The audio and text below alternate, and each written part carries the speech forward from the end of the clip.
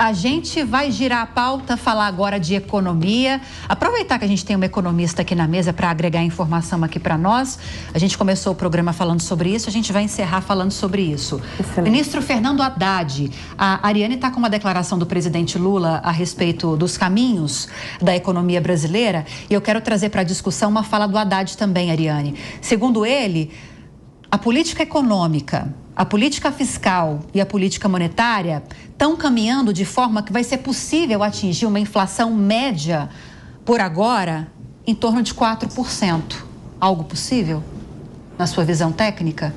E aproveite já para trazer informação em relação ao que Lula disse. Excelente.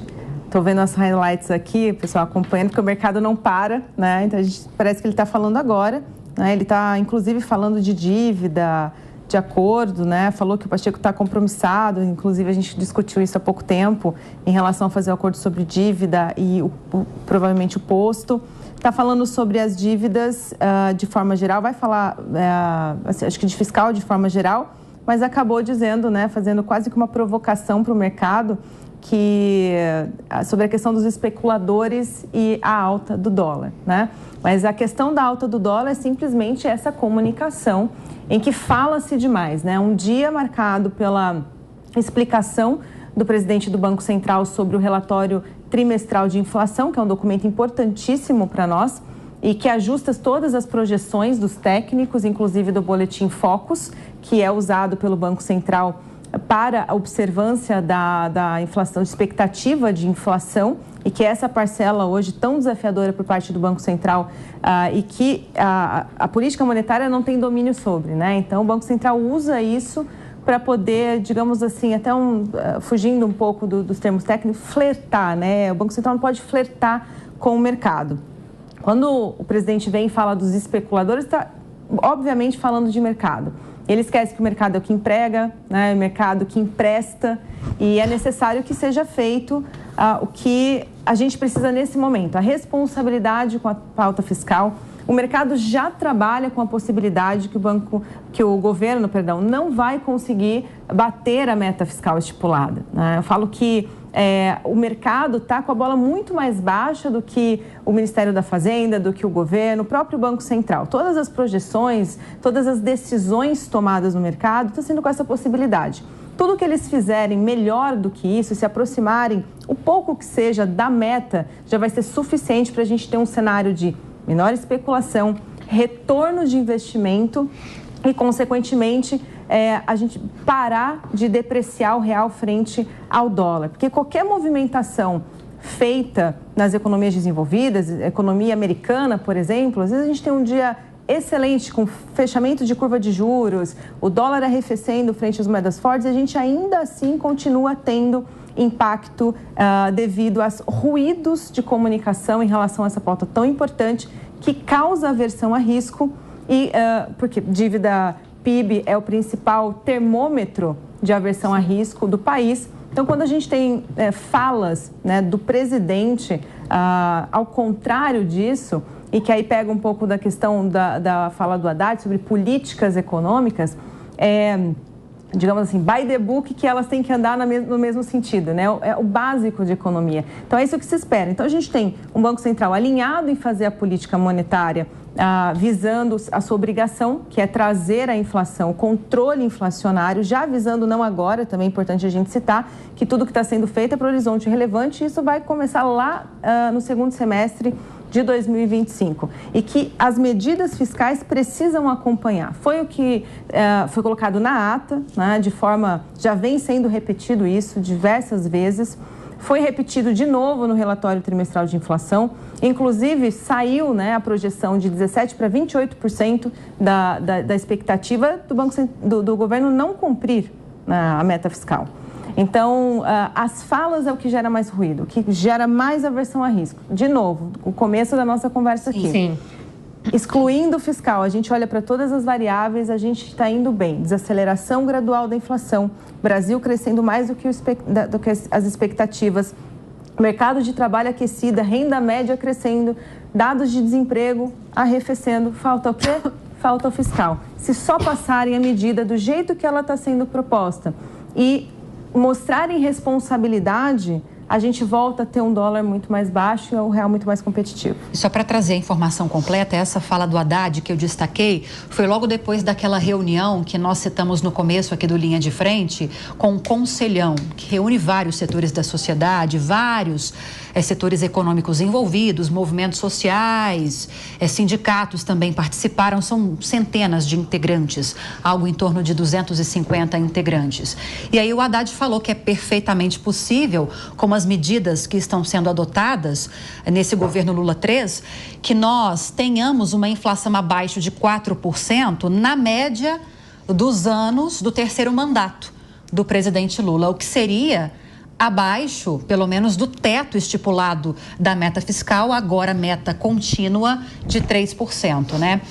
Mas para que continue dando certo, ou na visão de alguns, para que passe a dar certo, Ana, é preciso que as pautas econômicas avancem no Congresso.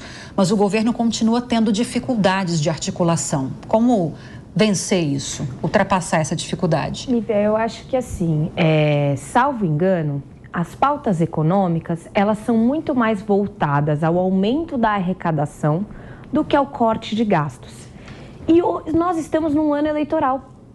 Então é óbvio que o Poder Legislativo vai colocar dificuldades para aprovar pautas que vão tirar dinheiro do contribuinte, da sociedade, porque eles precisam ser eleitos por essas pessoas. Se houvesse um planejamento, uma redução consistente, uma redução pensando no médio, no longo prazo dos gastos, ou como a Ariane bem falou, qual que é a qualidade desse gasto público, talvez o Congresso como um todo não colocasse tanta resistência para a aprovação dessas medidas. Mas eu acho que o ponto é esse, num ano de eleição, você colocar mais e mais na conta das pessoas que estão pagando impostos, realmente é algo difícil de você ver acontecer. E só dando mais combustível para a gente aqui, nesse momento ele critica mais uma vez o trabalho do presidente do Banco Central. E aí você veja a importância da política na economia. Porque, para mim, como cientista política, eu acho que, não sei se você concorda comigo, tudo é político. E a política, mais uma vez, o problema de comunicação, o problema de negociação política e o impacto disso no bolso de todos nós. O Lula sabe o que está fazendo. Ou você acredita que ele tem essa ingenuidade de que, falei sem querer e o mercado vai reagir? É uma sinalização para alguém, para algum grupo de eleitor? É uma estratégia política, essas críticas que ele continua fazendo ao Banco Central? Tem uma estratégia política nessas críticas, não é inocência. O que você pensa sobre isso? Não, claro que tem, Lívia.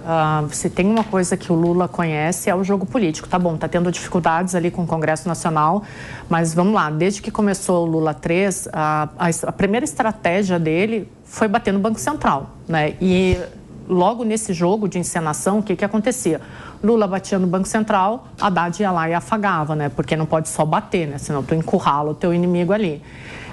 Todas essas falas dele em relação à economia, por mais que alguns digam que não...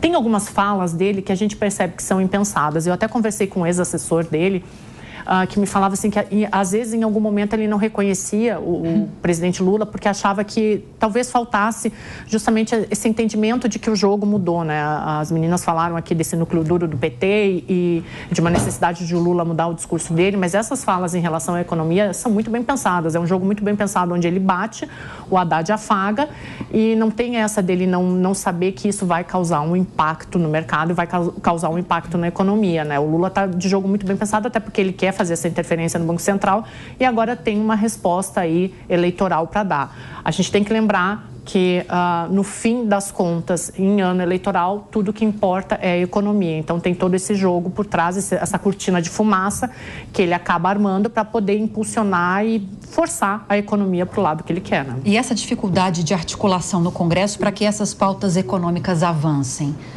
vai ter alguma evolução? Você vê isso numa perspectiva de futuro? Lívia, sabe que teve um congresso em Buenos Aires de ciência política em novembro do ano passado e os cientistas que estavam lá, eles identificaram que um dos grandes problemas das democracias latino-americanas agora, nesses últimos anos, é justamente essa mudança de pauta do executivo para o legislativo. Então, o legislativo com esse poder todo que ele vem tendo.